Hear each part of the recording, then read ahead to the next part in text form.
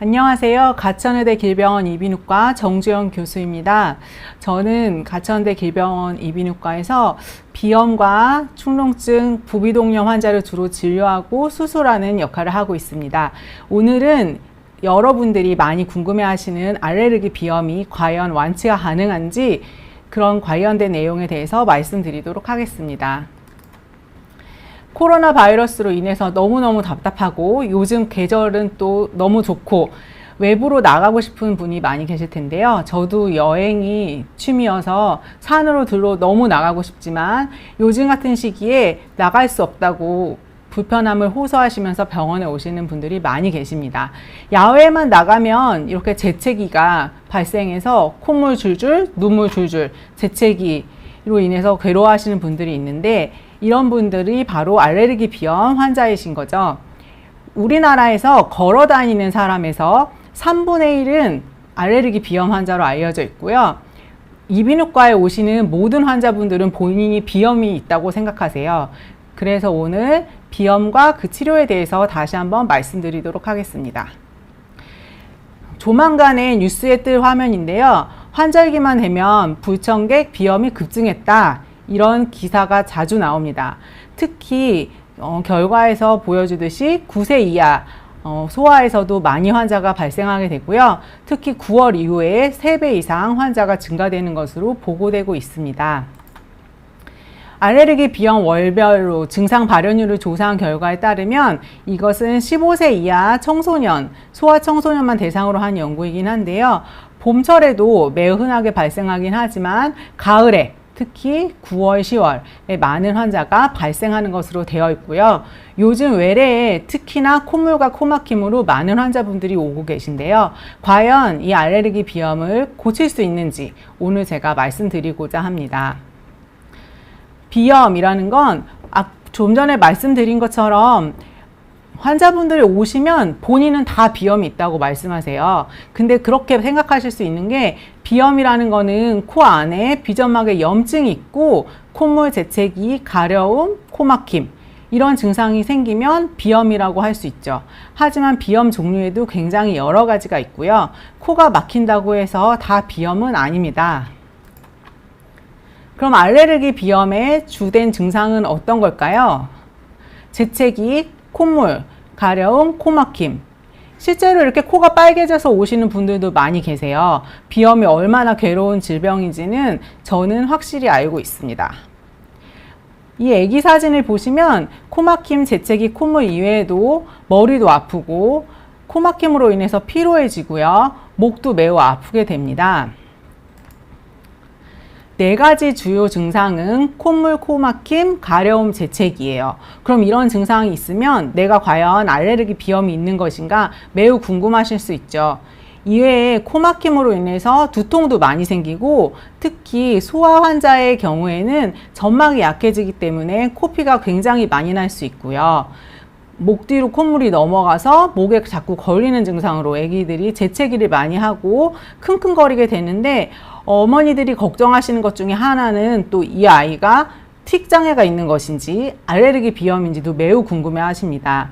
또 하나는 목도 아프고 아기들 잠도 잘 못 자고 잠을 잘 못 자면 매우 피로해지고요. 키도 잘 안 크고 하는 불편한 점이 있습니다. 알레르기 비염과 코감기는 어떻게 다를까요? 환절기가 되면은 코감기 환자가 굉장히 늘어나게 되죠. 근데 비염 환자도 늘어나기 때문에 환자분들이 단순 감기인 줄 알고 약국에서 약만 사서 드시다가 병원에 와서 알레르기 비염으로 진단받으시는 환자들이 계세요. 알레르기 비염이라는 거는 우리 몸에서 알레르기 물질과 접촉한 이후에 일종의 전투가 일어나는 것이라고 생각하면 됩니다. 그래서 면역 과잉 반응인 것이고요. 감기는 감기 바이러스에 의해서 발생이 되는 질병이죠. 증상은 콧물, 재채기, 막힘 비슷하긴 하지만 알레르기 비염에는 발작적이고 연발적으로 재채기를 하게 되고요. 맑은 콧물이 줄줄 나오고 코가 막히게 되지만 감기의 경우에는 열도 같이 동반될 수 있습니다.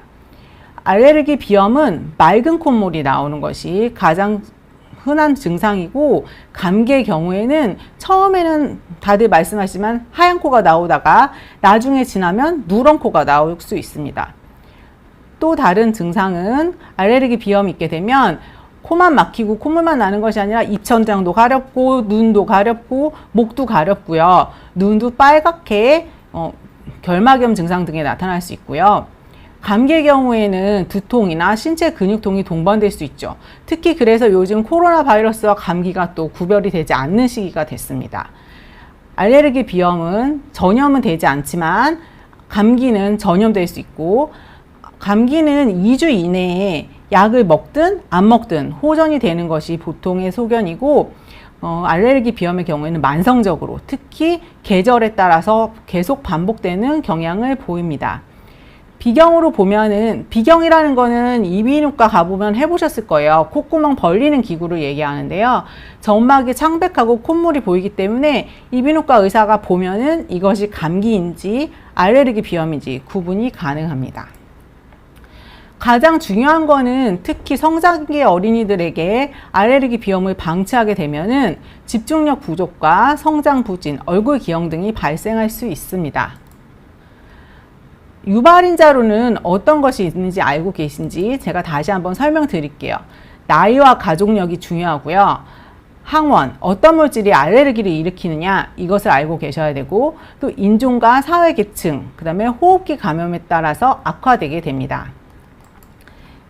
알레르기 비염은 유전되나요? 이런 질문을 부모님들이 병원에 오면 제일 많이 하세요. 내 아이가 나의 알레르기 비염 때문에 이 아이도 크면서 알레르기 비염이 생길 것인가? 이것이 가장 중요하고, 또 하나는 부모님이 같이 오신 경우에 당신이 알레르기 비염이어서 얘가 알러지가 생긴 거다. 이렇게 서로 원망의 말씀을 조금씩 하시기도 하는데, 유전자가 밝혀진 건 아닙니다. 하지만 확률상으로 봤을 때 부모 중에 한쪽이 알레르기가 있을 때는 자녀가 알레르기가 있을 확률이 50%, 부모 모두 알레르기가 있을 경우에는 자녀의 알레르기 확률이 75%가 됩니다. 그러니까 가족들끼리 비슷한 알레르기 비염 증상이 있을 경우에는 같이 와서 치료를 하시는 게 좋을 것 같아요. 알레르기 비염이 몇 살에 잘 나오느냐? 비염 증상이 대부분 비슷한 게 많죠. 종류도 여러 가지가 있고, 코 막히고 콧물 나고, 그러면 본인들이 다 알레르기 비염이라고 생각하고 오세요. 하지만 환자분의 75% 이상은 25세 이전에 증상이 시작되기 때문에, 예를 들어서 노인분들이 코가 막힌다거나 콧물이 난다거나 재채기가 난다거나 해서 병원에 오시는 경우는 알레르기 비염은 아니고 다른 비염 종류일 수 있습니다. 또한 어렸을 때부터 알레르기를 관리하는 것이 매우 중요한데요. 그 이유는 알레르기 행진이라는 것이 있는 것으로 밝혀져 있는데, 아토피성 피부염이 유아기에 발생했다가 학동기가 되면서 알레르기 비염이 되고 성인이 되면서 기관지 천식으로 진행되는 경우가 매우 흔합니다. 이 표를 보시면 이미 신생아 때부터 아토피 소인이 있는 아이들이 음식 알러지로 시작해서 소화 시기에 아토피 등의 반복적인 기관지염, 이런 호흡기 증상을 나타내다가 학동기를 거치면서 비염에서 호전이 되든지 성인형 알레르기인 천식을 거쳐서 성인 천식까지 진행되는 경우가 흔히 있기 때문에 어렸을 때부터 알레르기 질환을 관리해 주는 것이 매우 중요합니다.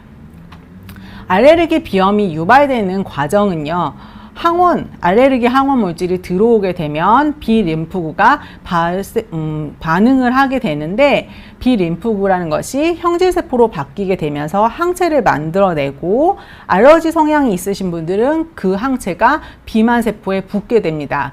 이런 과정이 매우 어렸을 때부터 발생하게 되는데, 알러지 성향이 있으신 분들이 항체가 비만세포에 붙게 되면 그 이후에 다시 알레르기 항원 물질에 접촉이 됐을 경우에 알레르기 증상을 심하게 발현시키는 것입니다. 알레르기 비염의 주요 항원은 꽃가루, 진먼지 진드기, 그 다음에 동물의 털이나 비듬 등이 있을 수 있고요. 보시면 진먼지 진드기가 가장 흔한 항원으로 알려져 있고, 이제 봄, 가을이 되면 꽃가루가 많이 날리고, 또 하나는 집에서도 발생할 수 있는 곰팡이도 알레르기 비염의 원인이 되게 됩니다. 제일 중요한 것은요, 진먼지 진드기라는 진드기 종류예요. 이것은 알레르기 환자의 약 80%에서 증상을 나타내는 원인이 되고요. 북아메리카 진먼지 진드기와 유럽 진먼지 진드기가 주로 된 종류입니다. 번식하기 좋은 조건은 25도, 80%의 습도가 됩니다. 이것을 잘 기억하셔야 되는 것이 알레르기 비염을 치료하는 데 있어서 원인 물질이 진먼지 진드기로 나온다면 생활 관리를 이 조건에 맞춰서 주변의 진먼지 진드기가 생식하지 못하도록 하면은 매우 증상이 호전되실 수 있습니다. 유럽 진먼지 진드기와 미국 진먼지 진드기가 되겠는데요. 보호자분들이 오면은 이 사진을 보고 굉장히 당황하세요. 우리 집엔 이런 거 없다. 이런 건 눈에 보이지 않죠. 굉장히 작기 때문에 또한 없애기가 너무 어려운 것이 알레르기 비염을 완치시키는데 매우 어려운 이유 중에 하나입니다. 또한 다른 항원으로는요, 꽃가루, 곰팡이, 동물의 털, 요즘 이제 반려동물을 매우 많이 키우시기 때문에 실제로 환자분들 중에 개나 고양이에 알러지인 경우가 굉장히 많으세요. 근데 이제 제가 마음이 아프지만 이게 원인이다 이렇게 말씀을 드리면 없애지는 못하시고 이제 약물 치료로 함께 반려동물과 생활을 하시더라고요. 또한 바퀴벌레가 진먼지 진드기하고 같이 나오는 경우도 있는데 바퀴벌레가 나오게 되면은 어머니께서 되게 당황해 하시면서 우리 집은 바퀴벌레 없다고, 그 다음에 벌레 없애주는 업체에 연락을 해서 없애야겠다 이런 분들도 종종 있으신데 바퀴벌레도 흔히 나오는 물질 중에 하나입니다. 또 하나는 직업성 알레르기 비염도 있는데 이런 경우에는 화장품 공장이나 화학물질 많이 취급하는 공장에서 일하시는 분들, 가구 도장하시는 분들, 이런 분들한테 매우 흔하게 나타나게 됩니다.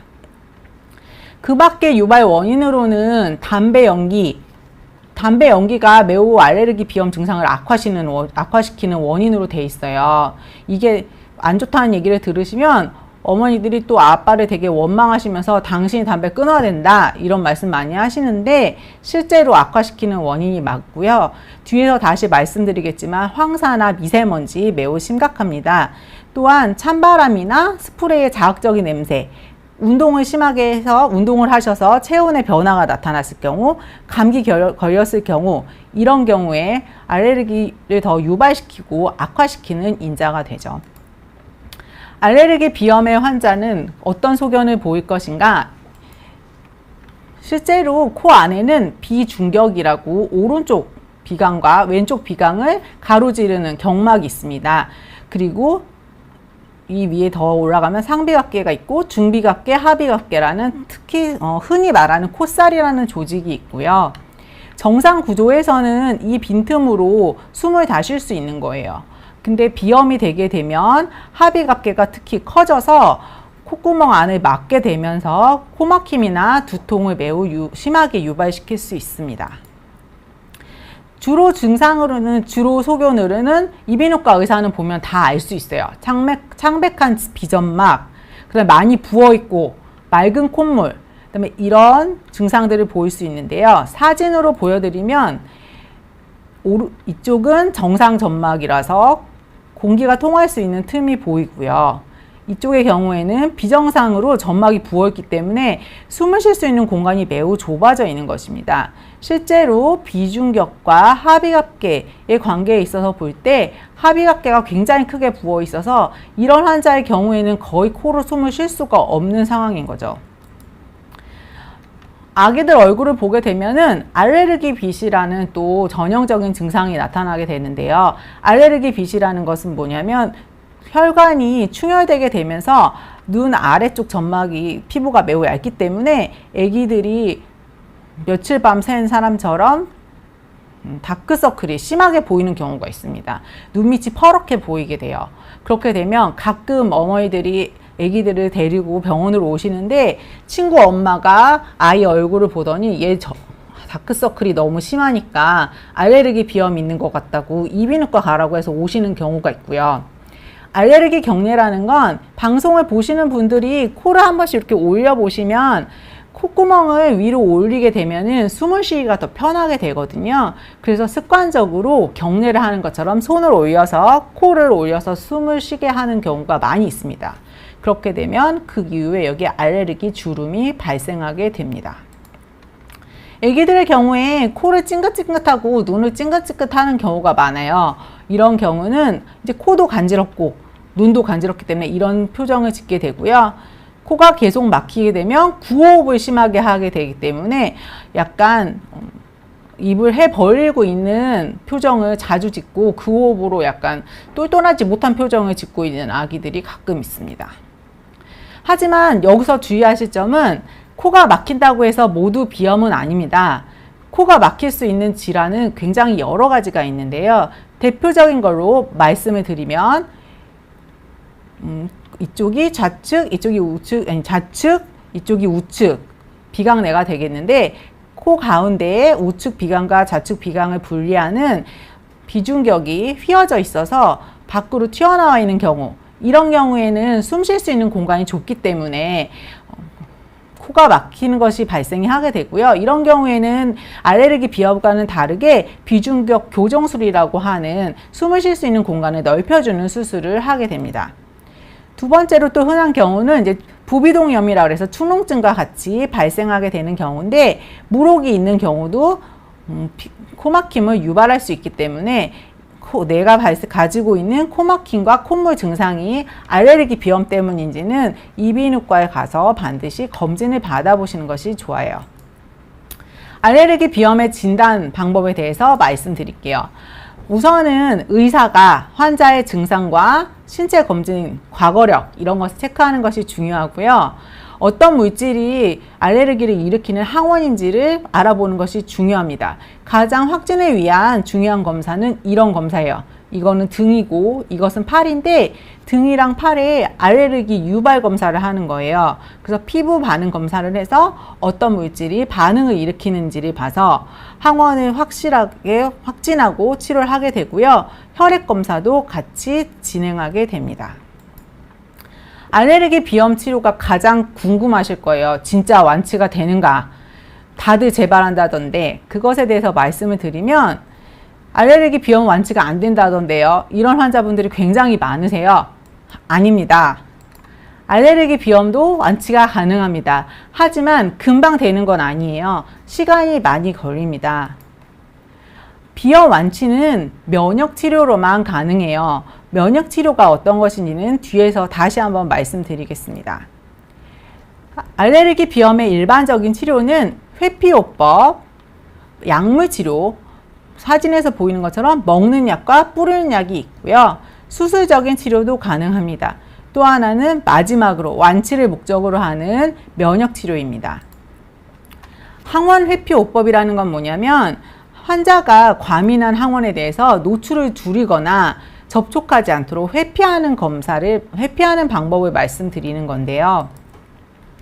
실제로 진먼지 진드기가 알레르기의 가장 흔한 원인이라고 아까 말씀드렸는데 진먼지 진드기에 알러지가 있는 환자의 경우에 노출을 계속하게 되면은 양성 반응이 굉장히 많이 나오게 되지만 진먼지 진드기를 주변에서 없애주고 생활 개선을 한 환자의 경우에는 알러지 양성 반응이 44%까지 감소하는 것을 알 수 있습니다. 진먼지 진드기가 어떻게 사는 것이냐 보게 되면은 사람의 피부 각질이 비듬 같은 것이 떨어지게 되고 적당한 온도와 적당한 습도, 진먼지 진드기가 가장 좋아하는 것은 섭씨 25도 이상과 50% 습도가 되는데 그럼 곰팡이와 함께 진먼지 진드기도 살기가 굉장히 좋아져요. 그러면 진먼지 진드기의 배설물, 그 다음에 사체, 부스러기, 알 이런 것들이 카페트, 천소파, 매트리스 이런 것에 같이 살게 되면서 이것들이 환자의 코와 호흡기 점막 이런 것에 흡수가 되게 되면 접촉 시에 사람에게 증상을 나타나게 되는 거죠. 그럼 진먼지 진드기를 없앨 수 있는 방법은 어떤 것이 있느냐? 항원이 통과할 수 없는 천으로 커버를 해주면 됩니다. 실제로 모 회사에서 나오는 커버가 그런 것으로 굉장히 좋다고 해서 아토피가 있는 애기들이나 아니면 혼수용품으로 굉장히 히트를 쳤던 적이 있어요. 굉장히 좀 고가기는 하지만 많이 사용하고 계시고 두 번째는 매주 온수로 섭씨 55도 이상으로 이불과 담요를 세탁하게 됩니다. 하지만 이건 굉장히 힘든 일이죠. 실내 습도를 50% 미만으로 유지하는 것도 좋고요. 진먼지 진드기 알러지를 가진 가족이 있다면 천으로 씌운 가구나 양탄자, 카페트 이런 건 사용하지 않으시는 것이 좋습니다. 또 하나는 대기 오염이나 담배 연기, 감기나 호흡기 감염, 찬 공기, 자극성 가스 이런 것이 모두 자극을 시켜서 더 악화시키기 때문에 그런 환경에서는 좀 주의하시는 게 좋아요. 근데 실제로 요즘 코로나 바이러스로 인해서 대부분의 환자분들이 마스크를 쓰기 때문에 실제로 마스크 사용 이후에 이런 물질들이 차단이 되면서 알레르기 비염이 약간 감소했다는 분들도 계십니다. 약물 치료는 먹는 것과 뿌리는 것을 가장 흔하게 사용하게 되는데요. 사실 다른 여러 가지 기관에서 사용하게 되는 적외선 치료, 그 다음에 아로마 치료 이런 것은 알레르기 치료에는 별로 도움이 되지 않습니다. 그래서 정말 심한 증상이 있으시다면 병원에 가셔서 제대로 된 약물과 치료를 뿌리는 약, 먹는 약 이런 치료를 받으시는 걸 제일 권해드리고 있습니다. 약물 치료로는 종류가 여러 가지가 있어요. 대부분 먹는 약이나 뿌리는 약이 주가 되고요. 항히스타민제는 아까 말씀드렸던 히스타민 반응을 약화시켜서 증상을 호전되게 하는 약이고, 항우열제도 같이 쓰게 되는데 코막힘을 호전시키는 효과가 있습니다. 스테로이드도 매우 강력한 알레르기 치료제로 사용되고 있고요. 하지만 모든 환자에서 모든 약을 사용할 수 있는 건 아니고 환자분에 따라서 주의해서 써야 될 약이 있는데, 임산부의 경우에 알레르기 비염이 있었다면 특히나 임신 후반부로 가면서 비염이 더 악화되게 됩니다. 이것은 호르몬 작용으로 인해서 점막이 더 심하게 붓기 때문인데요. 그럴 경우에는 임산부들은 약품 사용을 매우 꺼려 하시기 때문에 비강수분제나 비강세척 같은 것을 많이 권해드리고, 하지만 임산부에게도 사용할 수 있는 약이 있습니다. 그래서 매우 조심해서 사용을 해야 되지만 특히 비강내 스테로이드의 경우에는 임산부에게는 권하지 않고요. 경구용 또는 국소 항우열제는 선천성 기형과 관계가 있기 때문에 사용하지 않도록 하고, 대부분 이제 꼭 병원에 가셔서 산부인과 선생님과 이비인후과 선생님 같이 상의해서 사용하는 경우가 많이 있습니다. 운동선수의 경우에는 약품 사용에 다른 주의점은 주로는 없고, 스테로이드제가 특히 문제가 되는데 테스트에서 양성으로 나올 수 있기 때문에 경구용은 절대 복용 금지고요. 코에 뿌리는 국소용 스프레이제는 허용이 되지만 경기 2주일 전에는 신고를 해야 되는 것으로 알려져 있습니다. 노인분들도 실제로 비염이 많으세요. 근데 노인분들은 특히 다른 것은 사용하는 건 크게 문제가 없으신데, 가끔 전립선 비대증이 있으신 환자분들 같은 경우에는 비염약, 콧물 덜 나오게 하는 약을 사용하게 될 경우에 소변이 안 나와서 불편해서 응급실에 가시거나 하는 경우가 있기 때문에 특히 약국에서 아무 약이나 사서 드시면 안 되고요. 반드시 병원에서 처방 받으시는 걸 권해드립니다. 수술적 치료가 또 있겠죠. 당장 콧물이 많이 나고 코가 너무 막혔는데 약으로만은 좀 부족하고, 아까 말씀드렸던 완치를 위한 치료는 시간이 굉장히 오래 걸립니다. 그래서 수술적인 치료를 먼저 하게 되는 경우도 많이 있는데요. 먼저 레이저로 코 안에 점막을 좀 수축시켜서 숨 쉴 수 있는 공간을 매우 넓혀주는 치료를 하게 됩니다. 치료를 하게 되면은 꽉 막혔던 코 속이 숨 쉴 수 있는 공간이 많이 생기는 걸 알 수 있어요. 그래서 저 같은 경우에는 소아 환자가 비강 폐색이 매우 심하고 콧살이 너무 커져 있어서 숨쉬기 힘든 경우에는 레이저 치료나 수술적인 치료를 먼저 권해드린 다음에 완치 목적의 면역 치료를 병행하는 것을 권유하는 경우가 많이 있습니다. 이게 제일 궁금하실 거예요. 알레르기 비염이 정말 완치될 수 있는가?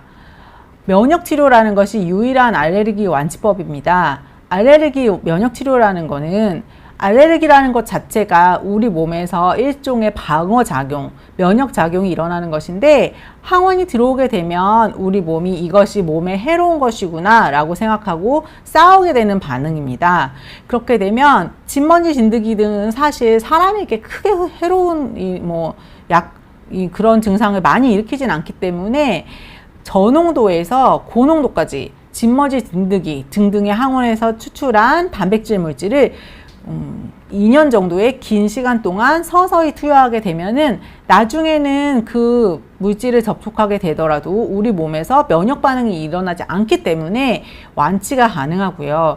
면역 치료만이 유일하게 알레르기를 완치시키는 근본적인 방법이 되겠습니다. 방법은 예전에는 실제로 알레르기 물질을 주사를 많이 했습니다. 피하 면역 치료라고 주사를 많이 했는데 주사는 꼭 병원에 가서 맞아야 하고요. 약한 증상으로는 두드러기부터 심한 증상으로는 아나필락시스까지 심한 부작용을 발생할 수 있기 때문에 최근에는 설하 면역 치료라고 해서 혀 밑에다가 물약 또는 알약을 녹이는 치료를 시행하게 되고요. 하지만 2년 동안의 치료 기간이 필요하기 때문에 인내심을 가지고 치료를 하시는 것이 중요합니다. 다른 종류의 면역 치료도 있죠. 스프레이를 이용하는 경우도 있고 실제는 면역 반응을 일으키는 임파선에 주사를 해서 치료하는 경우도 있지만 이것은 아직 연구 단계에 있고 가장 많이 시행하는 것은 설하 면역 치료가 되겠습니다. 각종 미세먼지가 굉장히 심하잖아요. 미세먼지도 알레르기 비염의 악화 요인 중에 하나인데 특히 요즘 알레르기 비염에서 미세먼지 시키면 증상이 2배 이상 악화된다는 말도 많이 있고 해서 콧물 재채기 등의 증상을 매우 악화시키는 것으로 이미 알려져 있습니다. 봄철에 특히 다큐멘터리도 많이 하게 되고요. 어떤 연구에서는 미세먼지 성분이 혈관으로 흡수돼서 전신에 더 위험한 반응을 일으킨다는 얘기도 있죠. 미세먼지가 있으면 대처를 어떻게 해야 될까? 이것이 또 비염 환자분들에 있어서 가장 중요한 내용 중에 하나가 되겠는데요. 미세먼지 대처법은요. 미세먼지가 심한 날은 창문을 닫는 것이 좋습니다. 환기하지 마시고요. 공기청정기 많이 쓰시고 하지만 비강 점막을 촉촉하게 유지하는 것이 중요하기 때문에 집안에 빨래를 널어 놓는다거나 가습기 등을 사용하시는 게 중요하고 외출 시에 손을 반드시 씻고 양치질을 하는 것이 중요합니다. 요즘 다들 마스크 잘 쓰시는데 미세먼지 심하신 날은 황사 마스크 꼭 쓰시고요. 또 코세척을 외출 후에 하시는 것도 매우 도움이 됩니다. 이처럼 비염을 일으키는 원인도 많고 치료법도 매우 어려운데요. 모두가 마스크를 잘 쓰고 코세척 등등 약물 치료를 잘 해서 비염에서 해방되는 그날이 왔으면 좋겠습니다. 하지만 요즘 하도 마스크를 많이 쓰셔서 저는 비염 증상이 좀 생겨도 좋으니까 코로나 바이러스가 퇴치돼서 마스크를 벗고 생활하는 날이 있으면 좋겠네요. 강의는 여기까지 말씀드리겠고요. 지금부터 질문에 대해서 답변을 드리겠습니다. 비염이 완치가 있나요? 이런 질문 많이 하시는데요. 비염 완치됩니다. 근데 초반의 증상이 금방 좋아지는 게 아니기 때문에 말씀드린 것처럼 병원에 가서 어떤 물질이 알레르기 비염을 일으키는지 검사해 보시고 단기 치료로 수술이나 레이저 같은 것도 같이 고려하시고 코를 우선 시원하게 숨을 쉬어야 될 거 아니에요. 코를 뚫어준 다음에 면역 치료를 진행하는 것을 가장 권해드리고요.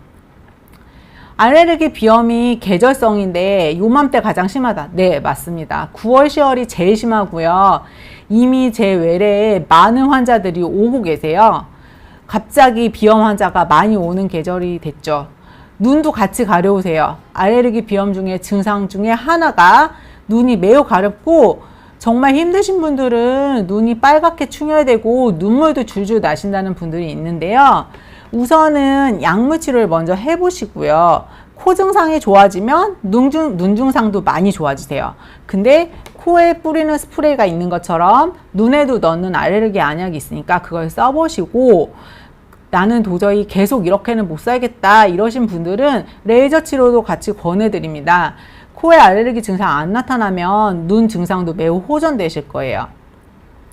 알레르기 검사를 해서 설화치료제 몇 달 했는데 효과 못 봤으면 몇 년 지속해야 되냐 하시는 분도 있는데 기본적으로는 2년 정도 권해드립니다. 하지만 대부분의 환자분들이 효과가 있는데 1년 정도 했는데 효과가 별로 아예 없다 이러신 분들은 여러 가지 뭐 비용적인 문제도 있고 그래서 계속 권유는 드리진 않지만 효과가 있으시다면 2년 이상 하시는 거를 추천을 드려요.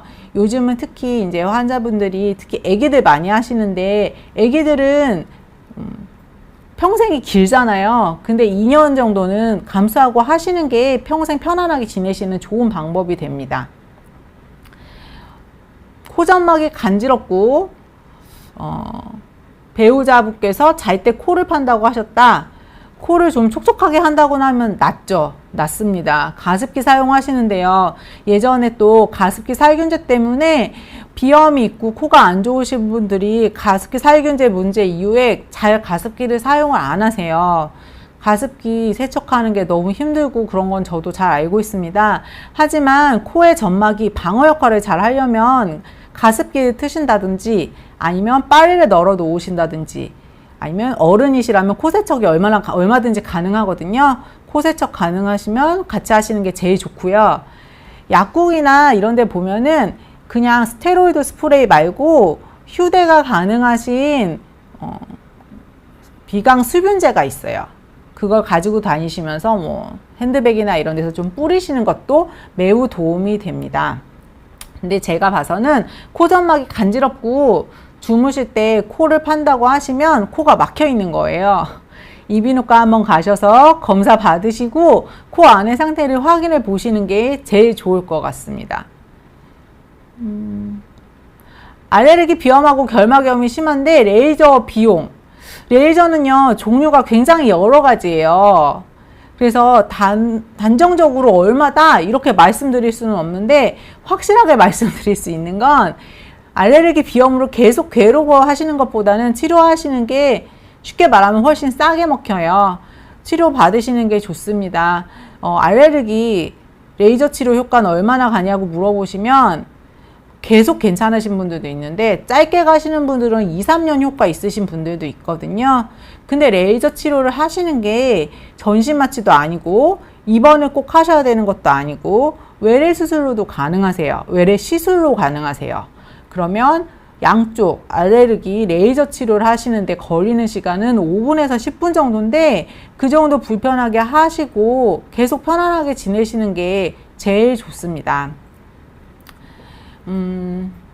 천식, 비염, 만성 두드러기, 결막염 있으시고 알레르기 내과에서 흡입제, 스프레이, 싱귤레어 약도 많이 드셨네요. 문제는 코가 가렵고 재채기가 자주 난다. 알레르기 내과에서는 약품 많이 처방하세요. 먹는 약, 뿌리는 약 주로 처방하시는데요. 저 환자분의 경우에서는 약을 드시는 것도 괜찮지만 코가 가렵고 재채기가 자주 나면 레이저 치료도 한번 고려해 보시는 게 좋을 것 같아요. 그리고 목이 자주 아프신 거는 코가 막히면 본인은 잘 모르실 수 있지만 주무실 때나 생활하시는 데 있어서 입으로 숨을 많이 쉬시는 거거든요. 구호흡을 많이 하시는 분들은 감기도 더 자주 걸리시고 편도염도 자주 오시고 입도 건조하고 그래서 꼭 치료를 받으시는 게 좋습니다. 이비인후과 진료 권해드릴게요. 저한테 오시면 제가 잘 치료해 드릴 수 있습니다. 레이저 수술을 하면 냄새 맡는 건 문제 없을까요? 네, 문제 없죠.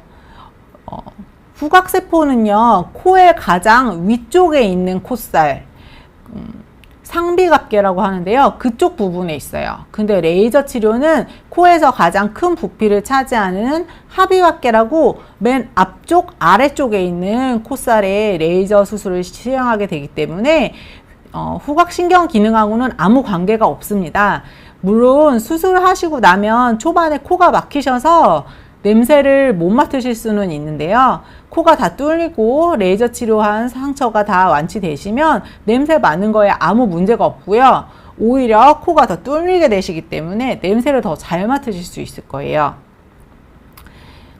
감기에 걸리지 않았는데 자주 코가 막히신다. 비염인가요? 아까 초반에도 말씀드렸는데 비염은 종류가 굉장히 많습니다. 감기 걸리지 않았는데 코가 자주 막히시는 분들은 알레르기 비염으로 인해서 점막이 두꺼워져 있거나 그게 만성적으로 진행이 되면서 만성 비후성 비염이라고 코 점막 자체가 커지는 경우가 있어요.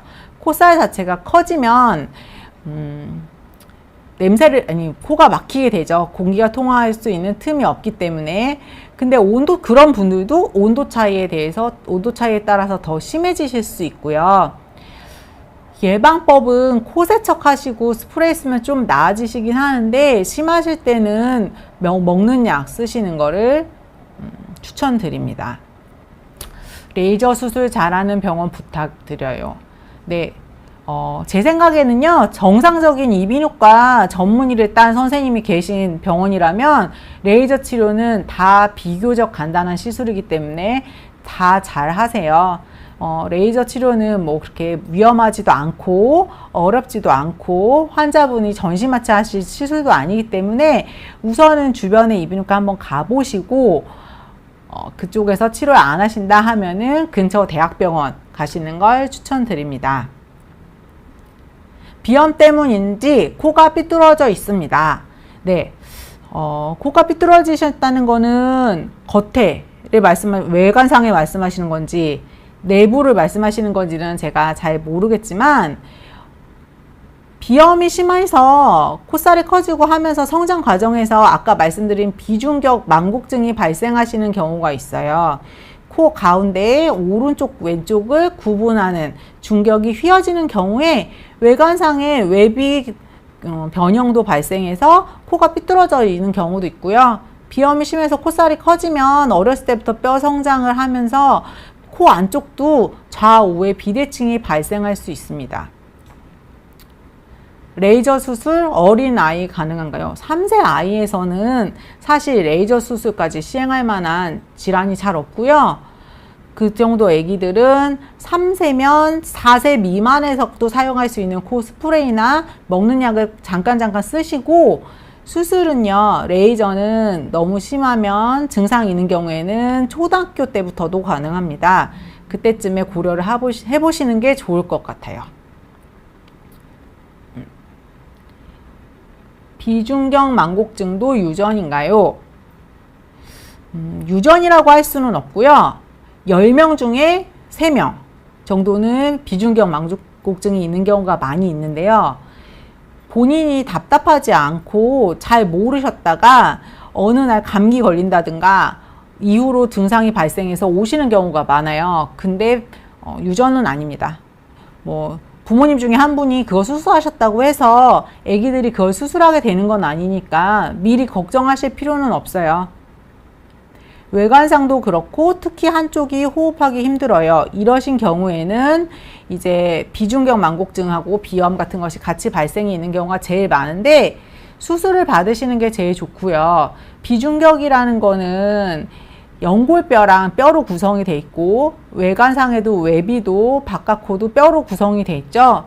그렇기 때문에 한쪽으로 호흡하기 힘드시다고 하면은 비중격 교정술을 받으시면서 비성형술 이런 것도 같이 받으시면 더 잘생겨지고 더 예뻐지시고 숨도 잘 쉬실 수 있게 될 겁니다. 알레르기 비염이 생기면 왜 알레르기 결막염도 오나요? 이게 알레르기 반응이 코에만 생기는 게 아니에요. 각종 점막에도 생기기 때문에 코 안도 간지럽고 눈도 간지럽고 입천장도 간지럽고 목구멍 안쪽도 간지럽다고 하세요. 같이 알레르기 반응이 나타나는 것이기 때문에, 하지만 알레르기 약이나 스프레이 치료 같은 걸 하셔서 코 증상이 좋아지시면 다른 증상도 같이 좋아집니다.